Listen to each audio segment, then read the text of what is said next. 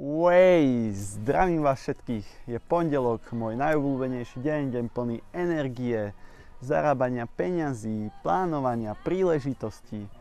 Ja vás takto pekne zdravím z dedziny. Som sa prišiel troška nadýchať čerstvého vzduchu, dobiť sa energiou, nabrať síl do tohto krásneho týždňa. Kľudne mi napíšte do komentárov, čo ste vy dnes robili, čo sa vám podarilo, možno aj nepodarilo. Ja sa chcem dneska pobaviť na takú tému, že leto veľa z nás už očakáva, už máme také letné vibrácie, veľa z vás sa už teší, ja viem, ja tiež. Školáci končia maturitami, bakalárkami, diplomovkami, školské ročníky, svoje školy, svoju etapu života.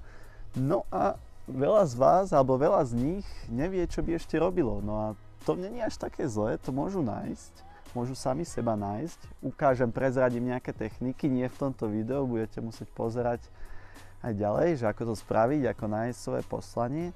No čo sa chcem baviť, veľa ľudí, alebo od veľa tých študentov som počul, že chcú si nájsť prácu. Ja to nejako neodsudzujem, ale ak chceš dosiahnuť nejaký nadpriemerný život, slobodný, možno chceš byť nejakým spôsobom bohatý, tak práca asi není to správne miesto. Keď chceš proste ostať negatívny na tej istej úrovni, nechať sa sťažovať dole a proste nedosahovať nejaké nadpriemerné výsledky, proste chceš len tak prežiť, proste nemať zaujímavý život, tak tá práca je fajn.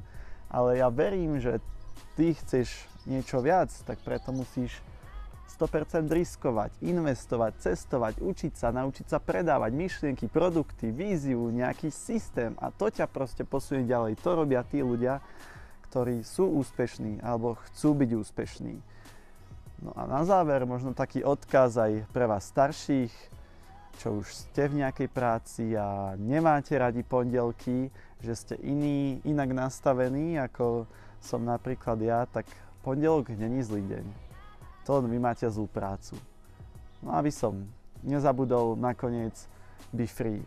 Kľudne pošlite toto video niekomu, komu chcete spríjemniť pondelok, komentujte, zdieľajte, budem veľmi rád.